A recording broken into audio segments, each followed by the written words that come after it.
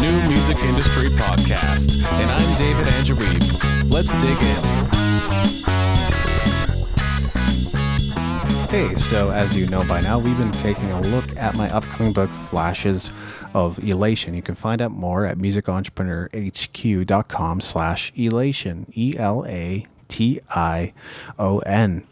My first book was called The New Music Industry. And in it, I took a look at the current shape of the industry and what it means to be a musician in this day and age. And in my upcoming book, Flashes of Elation, I'm going to be looking at creativity from a variety of different angles and covering different topics, such as inspiration, motivation, jobs, spirituality, and so on. Pre-orders for the book close on June 30th, 2017. And if you don't claim the pre-order, you will miss out on some great bonuses. So again, you can have a look at musicentrepreneurhq.com/elation to learn more. Today, we're going to get into a segment of the book called Frustration. And just know in advance that this isn't necessarily the finished product, but it will give you an idea of what this chapter will be like. So let's get into frustration. As I sit down to write this chapter, I am positively frustrated, and that's probably the best time to write it because I'm normally a very easygoing, carefree guy. I wouldn't say that I never experience frustration anymore, but I don't feel it as often as I used to. Why do I feel frustrated right now? I feel like half of my day has been wasted, and that's never a nice feeling. I like to make the most of the time that I have. I like to tick items off my to-do list so I can move on to the next thing. I like being able to complete more than I set out to do in a day. I guess I might be a bit of an overachiever. Today I've been trying to move one of my websites over to a new domain name. This is a fairly routine procedure in my industry and not something that should be taking hours to complete, except for the downloading and uploading of files. I'm not even trying to move the site from one host to another, which should make it more routine. But there are a couple of problems. One is that this particular site is hosted with a different web host than my other sites. Most back-end dashboards are practically the same across the many hosts that exist, but this one, for whatever reason, confuses the hell out of me. Another is that I've used the host's live chat support 4 or 5 times in the last couple of days to try to get my issues worked out. As soon as I figure out one problem, another seems to crop up. Perhaps tired from having to talk to me, some crazy guy, a couple of my chat sessions were unexpectedly terminated before any resolution was reached.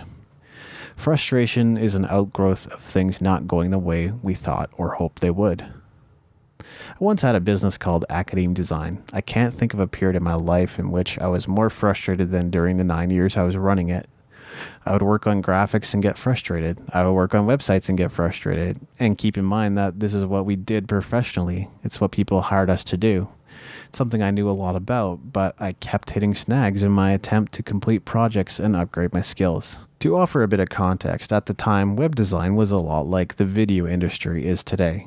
New developments were happening on a daily basis, and if you didn't keep up, you risked falling behind in the industry. As you can imagine, that's not great for business. I remember a time when a visitor to our site noticed that our website was still built on HTML in a time when CSS was being used as the primary tool for design and layouts. He even sent us a CSS version of the site. Ouch!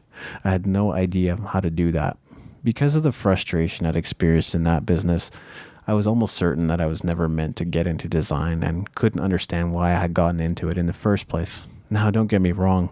I still don't consider myself the consummate graphic or web designer today, but that's where a good chunk of my time goes. I produce a lot of websites, and the graphics that I put on those websites are usually my own.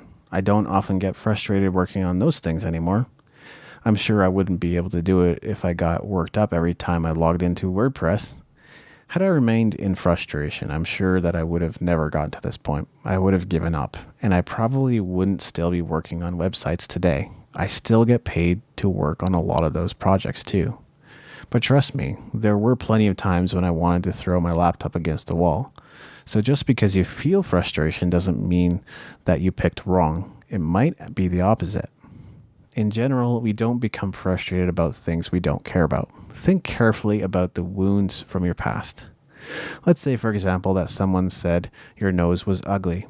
Never feels good to have something like that said about you, but unless you're an aspiring nose model, it probably wouldn't take that long for you to get over it. Meanwhile, if someone told you that your art was crap and that you'd never make it, That would hurt, wouldn't it? That's because you care about your art. This example may not resonate, so just think of something that seems utterly insignificant to you and contrast it with something that you hold close to your heart. There would never be any need to be offended if we didn't care about anything. It's because we care so deeply about some things that we are vulnerable to insult, criticism, and perceived mistreatment. It's when people push our buttons that we get upset. When people say that your greatest weakness can turn into your greatest strengths, I think this is exactly what they mean. It's not that you're weak now, and in some far off time you'll be stronger. It's that your weaknesses already are your strength. It's just that you've been hurt in that area of your life, and again, that's because you care about it. If you didn't, why would you be hurting? Frustration can happen with or without people, and in my experience, can even occur while you're working on something you know you're passionate about. Maybe it's just that you know you can do better. Maybe the project isn't turning out how you expected it to, and maybe, just maybe, there's something deeper at work, like spiritual opposition. One of Steven Pressfield's most known books is The War of Art. We don't often equate art with waging war, but that's really what it is, isn't it? It's waging war on our limitations, follies, and frustrations. Pressfield names something very close to what I just described as spiritual opposition. He calls it resistance. But whatever you call it, it exists. But let me bring this back to you. Are you willing to open your heart once more and take a chance? You've been hurt, and this can be difficult to do. But if you step out in faith, you may discover a source of joy you haven't felt in a long time. No, you aren't assured safety from the world. You might get hurt again, but your greatest source of pain is likely your greatest source of joy too, and to deprive yourself of that is to kill your creative spirit. Thanks for listening. Make sure to go to musicentrepreneurhq.com for show notes and other goodies, and leave us a review in iTunes to help us spread the word.